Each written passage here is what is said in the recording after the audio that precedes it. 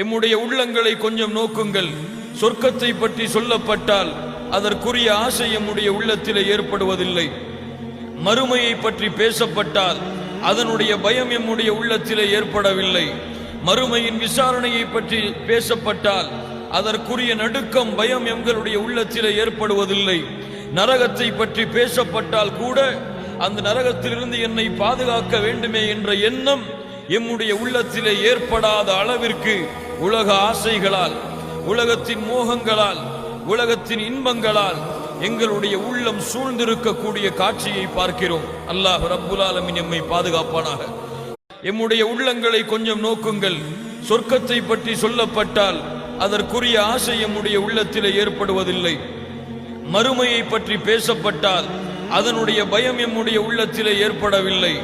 மறுமையின் விசாரணையை பற்றி பேசப்பட்டால் அதற்குரிய நடுக்கம்